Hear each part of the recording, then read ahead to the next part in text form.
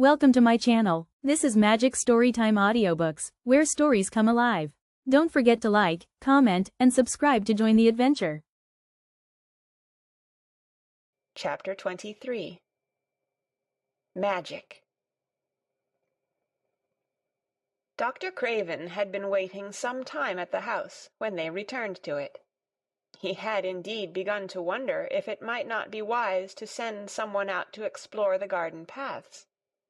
When Colin was brought back to his room, the poor man looked him over seriously. "You should not have stayed so long," he said. "You must not overexert yourself."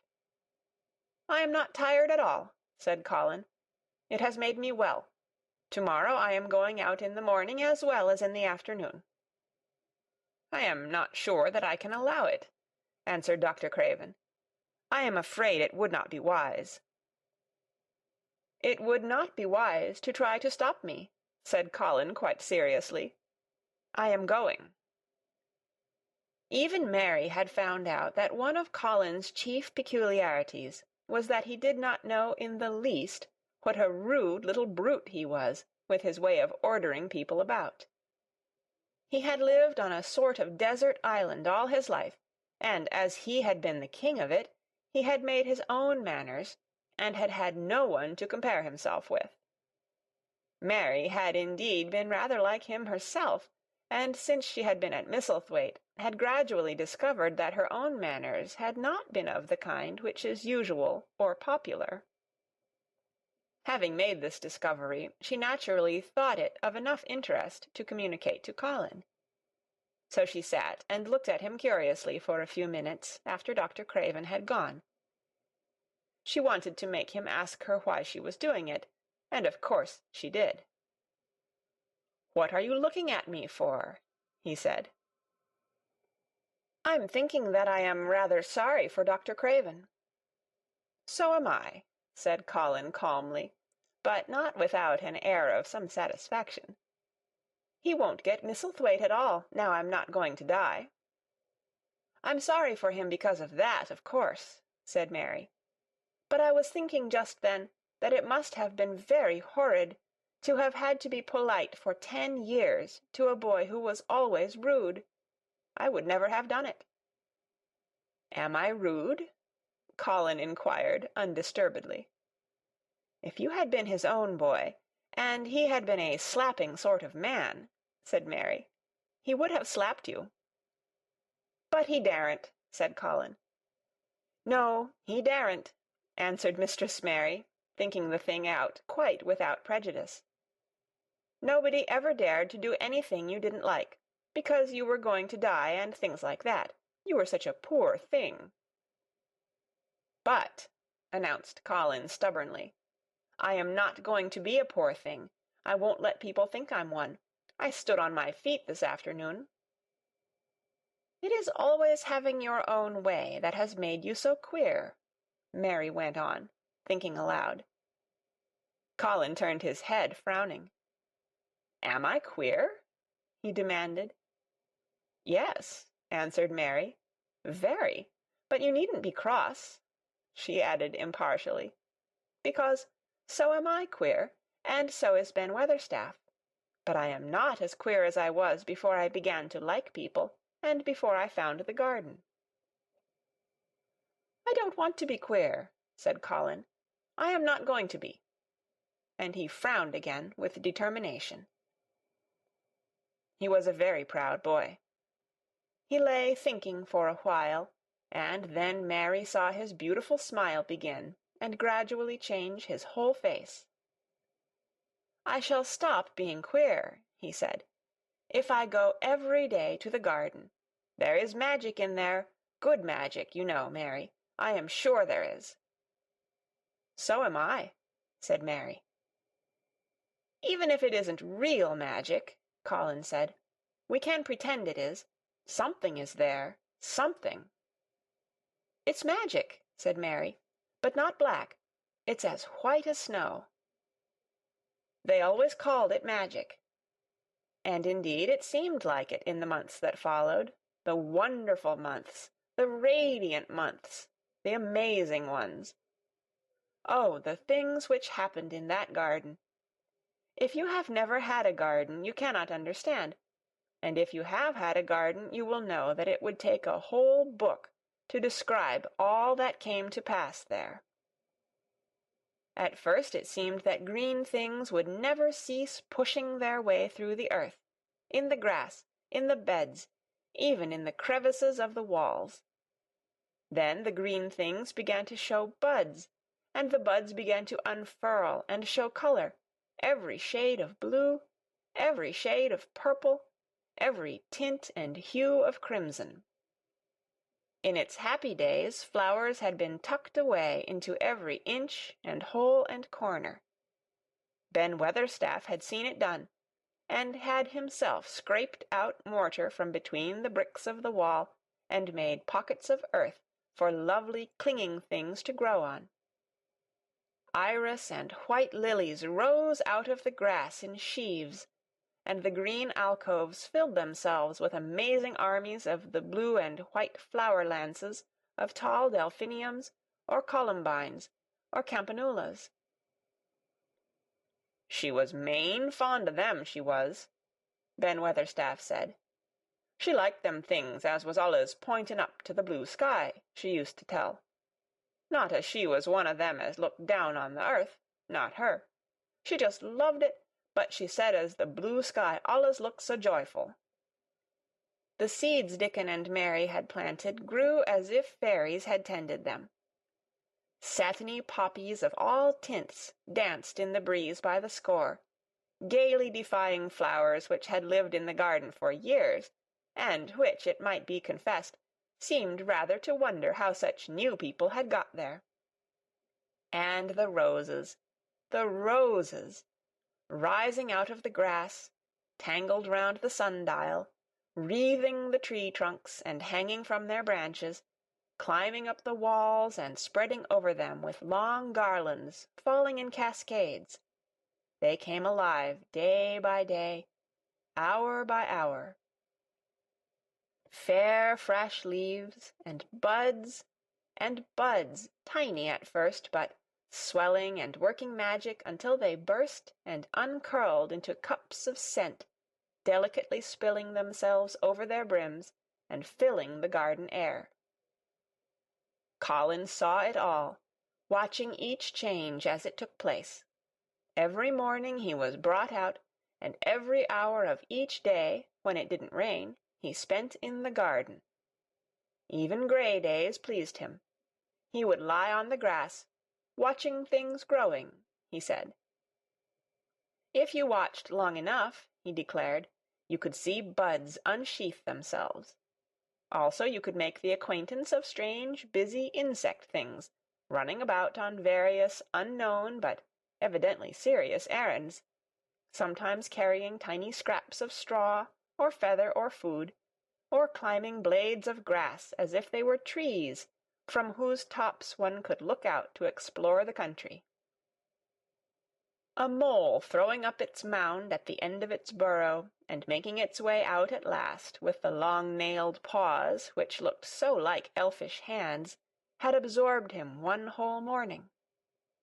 Ants' ways, beetles' ways, bees' ways, frogs' ways, birds' ways, plants' ways, gave him a new world to explore, and when Dickon revealed them all and added foxes' ways, otters' ways, ferrets' ways, squirrels' ways, and trout and water-rats and badgers' ways, there was no end of things to talk about and think over. And this was not the half of the magic. The fact that he had really once stood on his feet had set Colin thinking tremendously, and when Mary told him of the spell she had worked, he was excited, and approved of it greatly. He talked of it constantly. "Of course there must be lots of magic in the world," he said wisely one day. "But people don't know what it is like, or how to make it. Perhaps the beginning is just to say nice things are going to happen, until you make them happen. I am going to try and experiment." The next morning, when they went to the secret garden, he sent at once for Ben Weatherstaff. Ben came as quickly as he could, and found the Rajah standing on his feet under a tree, and looking very grand, but also very beautifully smiling.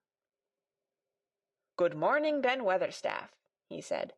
"I want you, and Dickon, and Miss Mary to stand in a row and listen to me, because I am going to tell you something very important."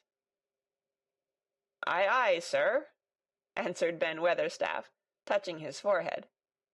One of the long-concealed charms of Ben Weatherstaff was that in his boyhood he had once run away to sea and had made voyages, so he could reply like a sailor. "I am going to try a scientific experiment," explained the Rajah. "When I grow up, I am going to make great scientific discoveries, and I am going to begin now with this experiment." "Aye, aye, sir," said Ben Weatherstaff promptly, though this was the first time he had heard of great scientific discoveries. It was the first time Mary had heard of them either, but even at this stage she had begun to realize that, queer as he was, Colin had read about a great many singular things, and was somehow a very convincing sort of boy. When he held up his head and fixed his strange eyes on you, it seemed as if you believed him almost in spite of yourself, though he was only 10 years old, going on 11. At this moment he was especially convincing because he suddenly felt the fascination of actually making a sort of speech, like a grown-up person. "The great scientific discoveries I am going to make," he went on, "will be about magic. Magic is a great thing, and scarcely anyone knows anything about it, except a few people in old books, and Mary a little, because she was born in India, where there are fakirs. I believe Dickon knows some magic, but perhaps he doesn't know he knows it. He charms animals and people. I would never have let him come to see me if he had not been an animal charmer, which is a boy charmer too, because a boy is an animal. I am sure there is magic in everything, only we have not sense enough to get hold of it and make it do things for us, like electricity and horses and steam." This sounded so imposing that Ben Weatherstaff became quite excited and really could not keep still. "Aye, aye, sir," he said, and he began to stand up quite straight. "When Mary found this garden, it looked quite dead," the orator proceeded. "Then something began pushing things up out of the soil and making things out of nothing. One day things weren't there, and another they were. I had never watched things before, and it made me feel very curious. Scientific people are always curious, and I am going to be scientific. I keep saying to myself, 'What is it? What is it?' It's something. It can't be nothing. I don't know its name, so I call it magic. I have never seen the sun rise, but Mary and Dickon have, and from what they tell me I am sure that is magic too. Something pushes it up and draws it.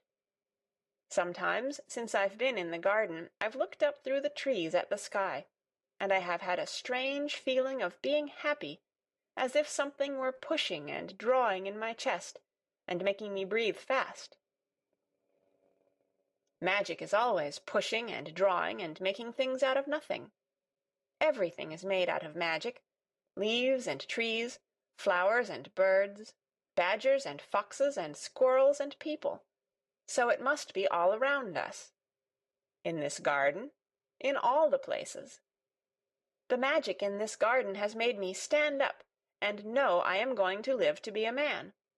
I am going to make the scientific experiment of trying to get some, and put it in myself, and make it push and draw me, and make me strong. I don't know how to do it, but I think that if you keep thinking about it, and calling it, perhaps it will come. Perhaps that is the first baby way to get it." When I was going to try to stand that first time, Mary kept saying to herself as fast as she could, "You can do it, you can do it." And I did. I had to try myself at the same time, of course, but her magic helped me, and so did Dickon's. Every morning and evening, and as often in the daytime as I can remember, I am going to say, "Magic is in me. Magic is making me well. I am going to be as strong as Dickon, as strong as Dickon. And you must all do it too. That is my experiment. Will you help, Ben Weatherstaff?" "Aye, aye, sir," said Ben Weatherstaff. "Aye, aye." "If you keep doing it every day as regularly as soldiers go through drill, we shall see what will happen, and find out if the experiment succeeds. You learn things by saying them over and over, and thinking about them until they stay in your mind forever, and I think it will be the same with magic. If you keep calling it to come to you and help you, it will get to be part of you, and it will stay and do things. I once heard an officer in India tell my mother that there were fakirs who said words over and over thousands of times," said Mary. "I've heard Jem Fettleworth's wife say the same thing over thousands of times, calling Jem a drunken brute," said Ben Weatherstaff dryly. "Summat allus comes o' that, sure enough. He gave her a good hidin', and went to the Blue Lion, and got as drunk as a lord." Colin drew his brows together, and thought a few minutes. Then he cheered up. "Well," he said, "you see, something did come of it. She used the wrong magic, until she made him beat her. If she'd used the right magic, and had said something nice, perhaps he wouldn't have got as drunk as a lord, and perhaps he might have bought her a new bonnet." Ben Weatherstaff chuckled, and there was shrewd admiration in his little old eyes. "Thou'rt a clever lad as well as a straight-legged one, Mester Colin," he said. "Next time I see Bess Fettleworth I'll give her a bit of a hint o' what magic will do for her. She'd be rare and pleased if the scientific experiment worked, and so 'ud Jem." Dickon had stood listening to the lecture, his round eyes shining with curious delight. Nut and Shell were on his shoulders, and he held a long-eared white rabbit in his arm, and stroked it softly, while it laid its ears along its back, and enjoyed itself. "Do you think the experiment will work?" Colin asked him, wondering what he was thinking. He so often wondered what Dickon was thinking when he saw him looking at him or at one of his creatures with his happy wide smile. He smiled now, and his smile was wider than usual. "Aye," he answered, "that I do. It'll work same as the seeds do when the sun shines on 'em. It'll work for sure. Shall us begin it now?" Colin was delighted, and so was Mary. Fired by recollections of fakirs and devotees in illustrations, Colin suggested that they should all sit cross-legged under the tree, which made a canopy. "It will be like sitting in a sort of temple," said Colin. "I'm rather tired, and I want to sit down." "Eh," said Dickon, "thou mustn't begin by saying thou'rt tired. Thou might spoil the magic." Colin turned and looked at him, into his innocent round eyes. "That's true," he said slowly. "I must only think of the magic." It all seemed most majestic and mysterious when they sat down in their circle. Ben Weatherstaff felt as if he had somehow been led into appearing at a prayer meeting. Ordinarily, he was very fixed in being what he called "agen prayer meetin's," but this being the Rajah's affair, he did not resent it, and was indeed inclined to be gratified at being called upon to assist. Mistress Mary felt solemnly enraptured. Dickon held his rabbit in his arm, and perhaps he made some charmer's signal no one heard, for when he sat down, cross-legged like the rest, the crow, the fox, the squirrels, and the lamb slowly drew near and made part of the circle, settling each into a place of rest, as if of their own desire. "The creatures have come," said Colin gravely. "They want to help us." Colin really looked quite beautiful, Mary thought. He held his head high as if he felt like a sort of priest, and his strange eyes had a wonderful look in them. The light shone on him through the tree canopy. "Now we will begin," he said. Shall we sway backward and forward, Mary, as if we were dervishes?" "I canna do no swayin' back'ard and for'ard," said Ben Weatherstaff. "I've got the rheumatics." "The magic will take them away," said Colin in a high priest tone. "But we won't sway until it has done it. We will only chant." "I canna do no chantin'," said Ben Weatherstaff, a trifle testily. "They turned me out o' the church choir the only time I ever tried it." No one smiled. They were all too much in earnest. Colin's face was not even crossed by a shadow. He was thinking only of the magic. "Then I will chant," he said. And he began, looking like a strange boy spirit. "The sun is shining, the sun is shining. That is the magic. The flowers are growing, the roots are stirring. That is the magic. Being alive is the magic. Being strong is the magic. The magic is in me, the magic is in me. It is in me, it is in me. It's in every one of us. It's in Ben Weatherstaff's back.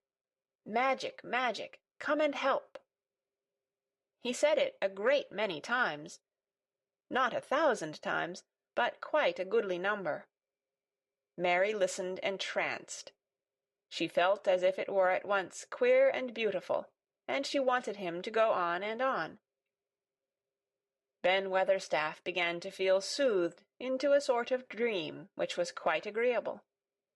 The humming of the bees in the blossoms mingled with the chanting voice, and drowsily melted into a doze.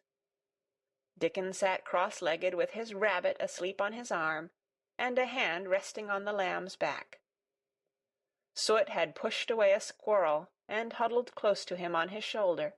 The grey film dropped over his eyes. At last Colin stopped. "Now I am going to walk round the garden," he announced. Ben Weatherstaff's head had just dropped forward, and he lifted it with a jerk. "You have been asleep," said Colin. "Nowt o' the sort," mumbled Ben. "The sermon was good enow, but I'm bound to get out afore the collection." He was not quite awake yet. "You're not in church," said Colin. "Not me," said Ben, straightening himself. "Who said I were? I heard every bit of it. You said the magic was in my back. The doctor calls it rheumatics." The Rajah waved his hand. "That was the wrong magic," he said. "You will get better. You have my permission to go to your work, but come back tomorrow." "I'd like to see thee walk round the garden," grunted Ben. It was not an unfriendly grunt, but it was a grunt. In fact, being a stubborn old party, and not having entire faith in magic, he had made up his mind that if he were sent away, he would climb his ladder, and look over the wall, so that he might be ready to hobble back, if there were any stumbling. The Rajah did not object to his staying, and so the procession was formed. It really did look like a procession. Colin was at its head with Dickon on one side, and Mary on the other. Ben Weatherstaff walked behind, and the creatures trailed after them, the lamb and the fox-cub keeping close to Dickon, the white rabbit hopping along or stopping to nibble, and Soot following with the solemnity of a person who felt himself in charge. It was a procession which moved slowly, but with dignity. Every few yards it stopped to rest. Colin leaned on Dickon's arm, and privately Ben Weatherstaff kept a sharp lookout, but now and then Colin took his hand from its support and walked a few steps alone. His head was held up all the time, and he looked very grand. "The magic is in me," he kept saying. "The magic is making me strong. I can feel it, I can feel it." It seemed very certain that something was upholding and uplifting him. He sat on the seats in the alcoves, and once or twice he sat down on the grass, and several times he paused in the path and leaned on Dickon, but he would not give up until he had gone all round the garden. When he returned to the canopy tree, his cheeks were flushed, and he looked triumphant. "I did it! The magic worked!" he cried. "That is my first scientific discovery." "What will Dr. Craven say?" broke out Mary. "He won't say anything," Colin answered, "because he will not be told. This is to be the biggest secret of all. No one is to know anything about it until I have grown so strong that I can walk and run like any other boy. I shall come here every day in my chair, and I shall be taken back in it. I won't have people whispering and asking questions, and I won't let my father hear about it until the experiment has quite succeeded. Then, some time when he comes back to Misselthwaite, I shall just walk into his study and say, 'Here I am. I am like any other boy. I am quite well, and I shall live to be a man. It has been done by a scientific experiment.'" "He will think he is in a dream," cried Mary. "He won't believe his eyes." Colin flushed triumphantly. He had made himself believe that he was going to get well, which was really more than half the battle, if he had been aware of it. And the thought which stimulated him more than any other was this imagining what his father would look like when he saw that he had a son who was as straight and strong as other fathers' sons. One of his darkest miseries in the unhealthy, morbid past days had been his hatred of being a sickly, weak-backed boy whose father was afraid to look at him. "He'll be obliged to believe them," he said. "One of the things I am going to do, after the magic works and before I begin to make scientific discoveries, is to be an athlete." "We shall have thee taken to boxing in a week or so," said Ben Weatherstaff. "Thou'lt end wi' winning the belt and being champion prize-fighter of all England." Colin fixed his eyes on him sternly. "Weatherstaff," he said, "that is disrespectful. You must not take liberties because you are in the secret. However much the magic works, I shall not be a prize-fighter. I shall be a scientific discoverer." Ax pardon, sir," answered Ben, touching his forehead in salute. "I ought to have seed it wasn't a joking matter." But his eyes twinkled, and secretly he was immensely pleased. He really did not mind being snubbed, since the snubbing meant that the lad was gaining strength and spirit.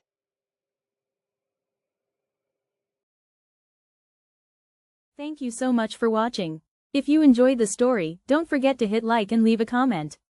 And of course, subscribe to Magic Storytime Audiobooks for more magical adventures.